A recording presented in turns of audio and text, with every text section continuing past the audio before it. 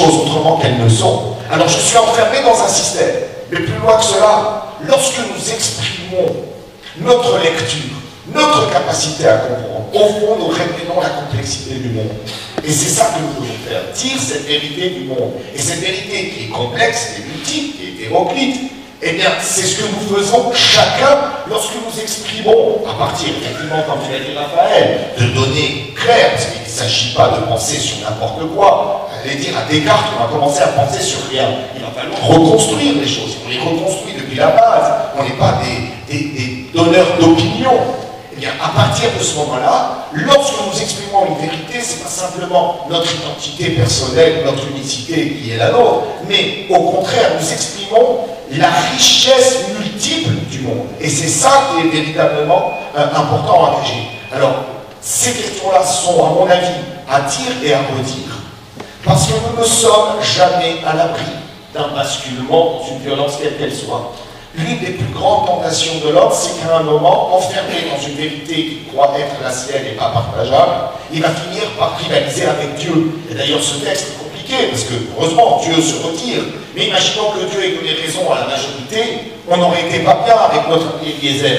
Donc, à un moment, il y a une tentation chez tout un chacun, quel que soit notre background, quel que soit notre parcours, notre rapport au savoir, comme tu disais, de faire attention que l'une des fragilités de l'homme, c'est de finir par s'enfermer dans cette vérité, ce que n'a pas fait Abraham, puisque comme tu l'as dit tout à l'heure, il a été capable d'entendre une nouvelle voix. Ça veut dire qu'il n'était pas enfermé, c'est l'enfermement qui produit le fanatisme, c'est l'enfermement qui produit la négation de l'autre, et plus que tout, c'est l'ignorance et de la complexité du monde et de la complexité du savoir qui produit des systèmes monolithiques et totalitaires, générateurs de la violence qui nous touche aujourd'hui.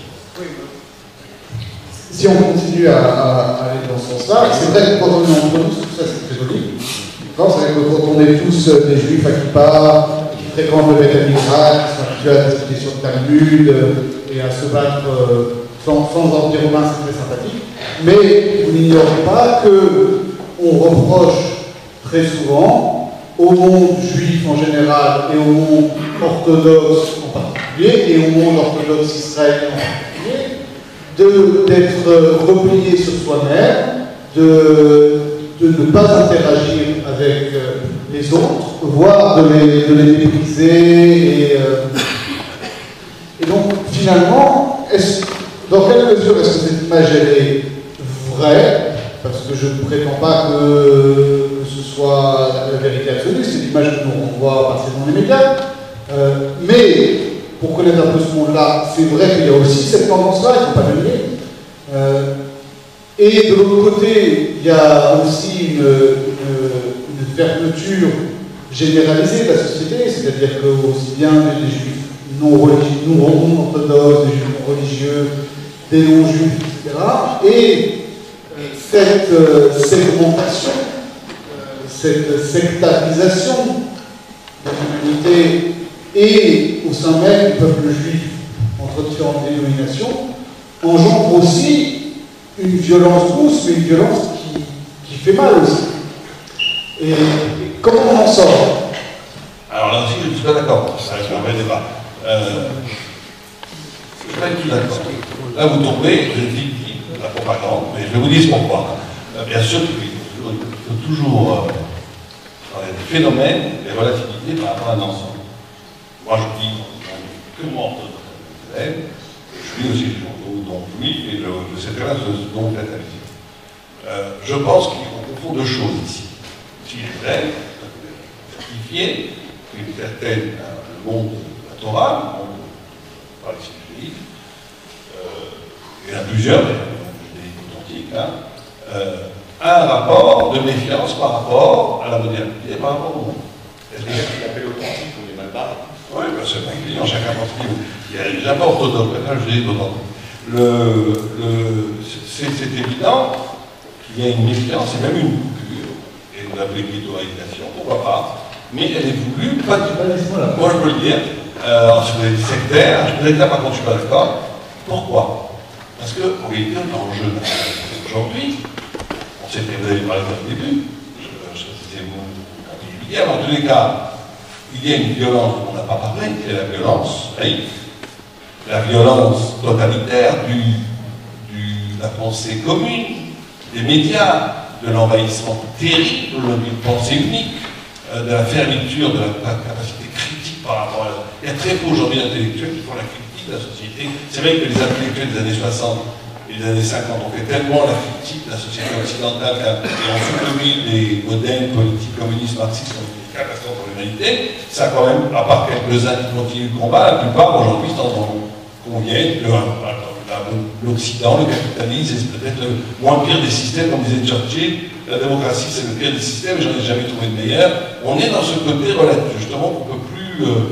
et il y a donc une pensée unique qui colonise les esprits, et c'est une violence pour tous, mais c'est une violence très forte.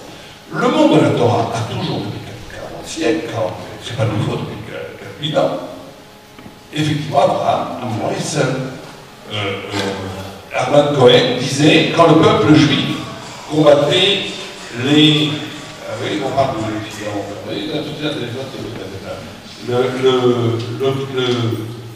Quand le peuple juif dans le désert combattait les peuples païens, il les combattait au nom des peuples païens, pour les rentrer dans l'universel éthique de la Torah.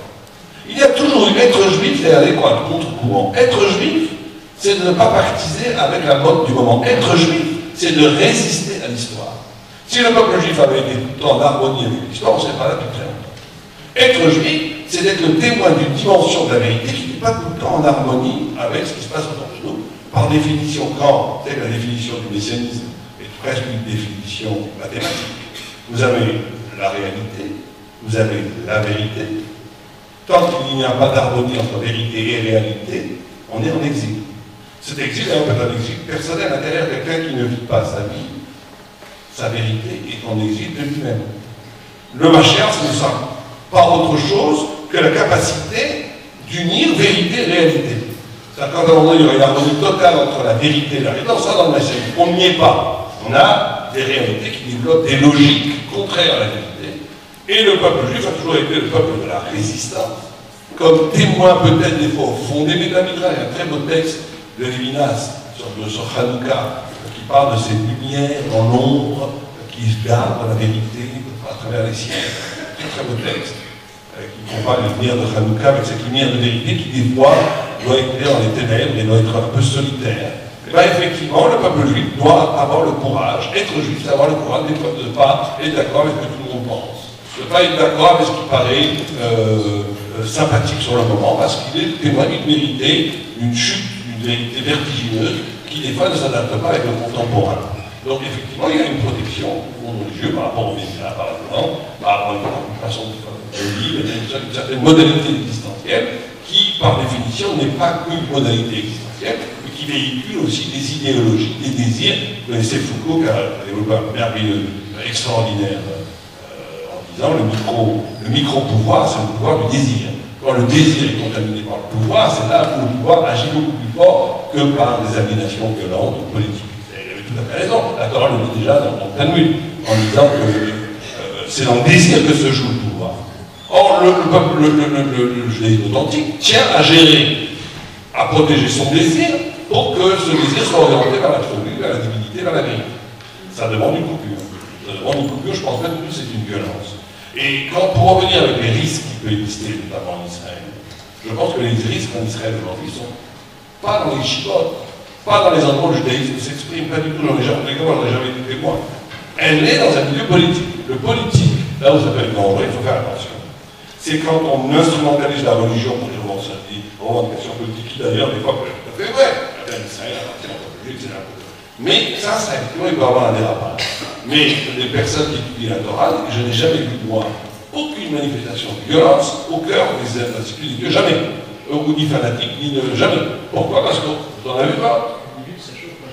C'est autre chose, c'est pas grave,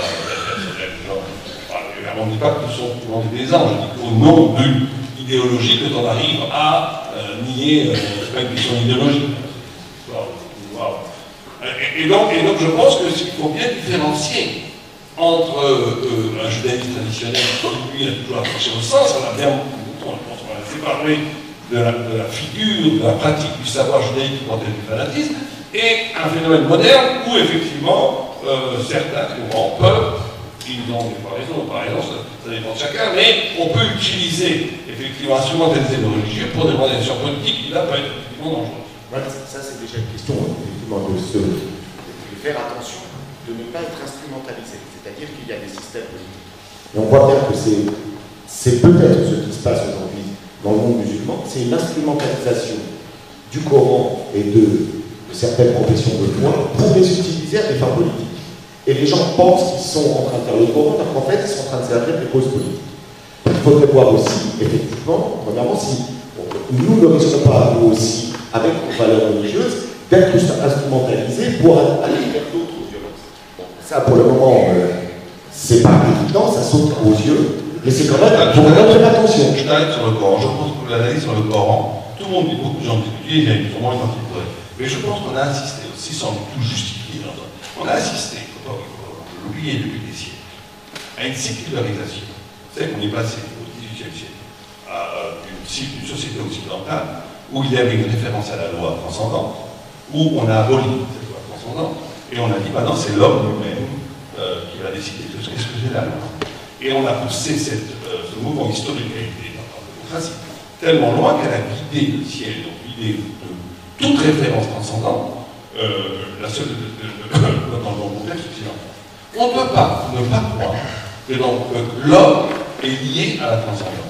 L'homme est lié à l'absolu. Donc il y a un retour qui est aussi dû à la violence occidentale de la laïcité. Mais ce retour, il a eu lieu aussi dans le christianisme et dans le judaïsme. C'est-à-dire que tu fais référence ici au bouleversement et à la rupture que constitue la philosophie des Lumières, qui a désenchanté le monde, toute capacité de transcendance, toute capacité de pouvoir imaginer autre chose plus loin.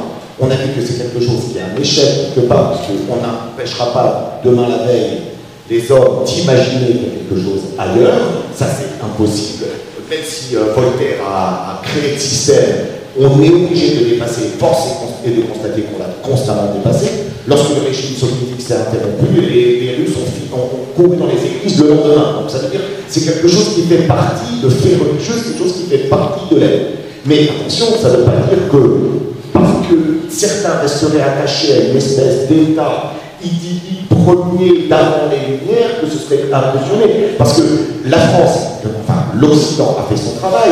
Il y a un livre qui est sorti de Bernard-Henri Lévy qui s'appelle L'Esprit du judaïsme, qui devait normalement s'appeler Le génie du christianisme, le génie du judaïsme sur copie de génie du christianisme. Chapeaubriand est venu après les Lumières pour dire attendez, on peut articuler ces dimensions-là dans un même mouvement. C'est-à-dire que la Torah, les valeurs de foi, les valeurs du fait religieux ne sont pas forcément et irréductiblement et irrévocablement opposées aux valeurs de liberté, égalité et fraternité. Voilà. Et c'est ça ce travail qui doit être fait, c'est cette lecture critique qui doit être faite, qui n'a pas été faite. Nous, finalement, nous nous accordons relativement bien avec cette notion-là. On n'a pas de problème à dire que nous vivons dans une société où la liberté, l'égalité et la fraternité, c'est-à-dire Rémout, Ardout et égalité, alors ça c'est à voir, mais c'est Tzedaka, c'est Tzedek, c'est pas des choses qui nous posent problème fondamentalement. Donc ça veut dire qu'on vit avec ça. Par contre, je ne suis pas tout à fait d'accord quand on dit qu'effectivement une forme de recherche d'authenticité du religieux doit marquer une espèce de césure,